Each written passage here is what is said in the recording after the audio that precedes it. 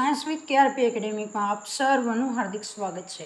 વિદ્યાર્થી મિત્રો, હવે પરીક્ષા નજીક છે એટલે કે આજથી લઈને આપણે પરીક્ષા સુધી મોસ્ટ ટાઈમી પ્રશ્નોનો એક વિડીયો અને એક શોર્ટ વિડીયો આપણે અપલોડ કરવાના છીએ। તો જો ચેનલને સબસ્ક્રાઈબ ના કરી હોય તો ચેનલને સબસ્ક્રાઈબ કરી લો, તેથી અવનવા વિડીયો આપ સુધી પહોંચી શકે। ચાલો વિદ્યાર્થી મિત્રો, શરૂઆત કરીએ આપણે ચેપ્ટર 3ના, કે જેની અંદરથી સૌથી વધુ પ્રશ્નો પૂછાય છે અને ઘણા બધા વિદ્યાર્થીઓને તે પ્રશ્નો આવડતા નથી હોતા। તો સમજીએ આજનો પ્રશ્ન છે ગુંજન અને કેલ્સિનેશન। હવે આ પ્રશ્ન તમને ત્રણ સ્વરૂપે પૂછી શકાય। કાં તો તમને એક એક કરીને પૂછે ગુંજન એટલે શું, કેલ્સિનેશન એટલે શું, અથવા તો તફાવત પૂછી શકાય છે। તો ચાલો એને આપણે સમજીએ। તો દરેક વિદ્યાર્થી મિત્રોને ખબર હશે કે ગુંજન અને કેલ્સિનેશન કઈ જગ્યાએ વાપરવામાં આવે। તો તમને યાદ હોવું જોઈએ કે જે ગુંજન અને કેલ્સિનેશન છે એ તમને ખાસ કરીને કઈ જગ્યાએ કે સક્રિયતા શ્રેણી, કે જે ધાતુ છે એની સક્રિયતા શ્રેણી કોના ઉપર આધારિત છે એના ઉપર તમને ગુંજન અને કેલ્સિનેશન જોવા મળે છે। હવે આ ગુંજન અને કેલ્સિનેશનની પ્રક્રિયા જે છે એ મધ્યમ સક્રિયતા ધરાવતા તત્વોની અથવા તો એની અંદર જોવા મળતી હોય છે। તો જો મધ્યમ સક્રિયતા ધરાવતા તત્વો હોય તો એવા તત્વો કયા? તો લોખંડ, ઝીંક, સીસુ, કોપર વગેરેની અંદર તમે આનો સમાવેશ કરી શકો છો।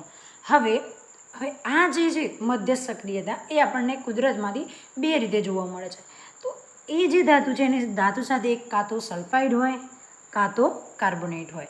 સલ્ફાઇડ અને કાર્બોનેટ બંને તમને અહીંયા જોવા મળે છે। તો જુઓ, આની એક સરળ રીત છે, એ તમે કેવી રીતે સમજી શકો।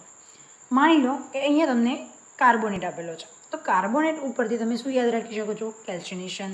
હવે બાકી રહ્યું સલ્ફાઇડ, તો સલ્ફાઇડની અંદર શું આવી શકે છે? ગુંજન। તો આ રીતે પણ તમે યાદ રાખી શકો છો। તો હવે આપણે સૌપ્રથમ વાત કરીએ ગુંજન। ગુંજન કોને કહેવાય અથવા ગુંજનની પ્રક્રિયા એટલે શું? તો જોઈ શકો છો, સલ્ફાઇડ સ્વરૂપની કાચી ધાતુનું વધુ પ્રમાણમાં હવાની હાજરીની અંદર આપણે શું કરવાનું છે? ગરમ કરવાનું છે।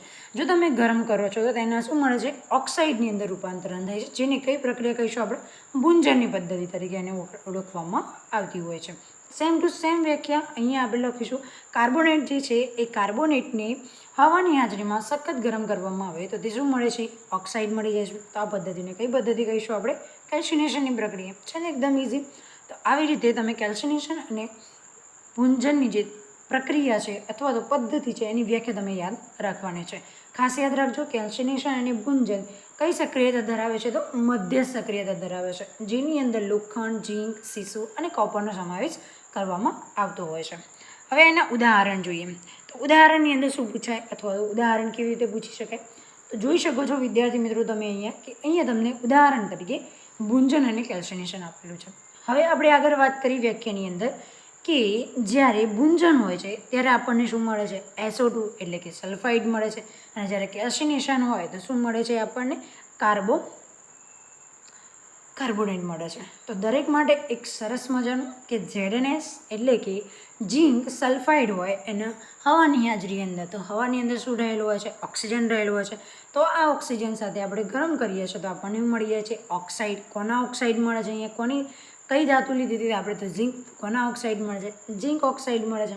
કેલ્સિનેશન હોય તો કેલ્સિનેશનની અંદર આપણે ઝીંક કાર્બોનેટ છે, તો આ ઝીંક કાર્બોનેટને આપણે શું કરીશું? હવાની હાજરીમાં ગરમ કરીએ છીએ તો આપણને એવું મળી જશે ZnO, ઝીંકના ઓક્સાઇડ મળી જશે। હવે વિદ્યાર્થી મિત્રો, ઓક્સાઇડ તો મળી ગયા, બરાબર છે। હવે ઓક્સાઇડ જે છે એ ઓક્સાઇડનું આપણે શું કરવાનું છે? રિડક્શન કરવાનું છે। કારણ કે શું આપણે તો શું જોઈએ છે? ધાતુનું શુદ્ધ સ્વરૂપ જોઈએ છે। શું જોઈએ છે? તો ધાતુનું શુદ્ધ સ્વરૂપ। પરંતુ આ જે શુદ્ધ સ્વરૂપ છે એની અંદર તમે શું જોયું? તો આપણે તે ઓક્સાઇડ મળે। શું મળ્યું? ધાતુ વત્તા ઓક્સાઇડ મળે છે। આપણે શુદ્ધ ધાતુ જોઈતી હોય તો એનું આપણે શું, અહીંયા શું છે? ઓક્સિજન। હવે યાદ કરો ચેપ્ટર નંબર 1, ઓક્સિજન દૂર થાય, હાઇડ્રોજન ઉમેરાય। તો અહીંયા ઓક્સિજન દૂર થાય છે એટલે કઈ પ્રક્રિયા થશે? અહીંયા રિડક્શનની પ્રક્રિયા। કઈ પ્રક્રિયા થાય? રિડક્શનની પ્રક્રિયા। તો આ જે છે ઓક્સાઇડ, એ ઓક્સાઇડનું પછી શું કરવામાં આવે છે? રિડક્શન કરવામાં આવે છે। જ્યારે રિડક્શન કરવામાં આવે છે ત્યારે આપણને શુદ્ધ ધાતુ મળી જાય છે। તો એક પ્રશ્ન વિદ્યાર્થી મિત્રો મોસ્ટ IMP હતો, વિડીયો લાસ્ટ સુધી જોજો, બહુ સારો છે, અને ગમે તો લાઈક કરજો, ચેનલને સબસ્ક્રાઈબ કરજો, અને આવા જ વિડીયો માટે અમારી ચેનલને ફોલો કરતા રહેજો। Thank you.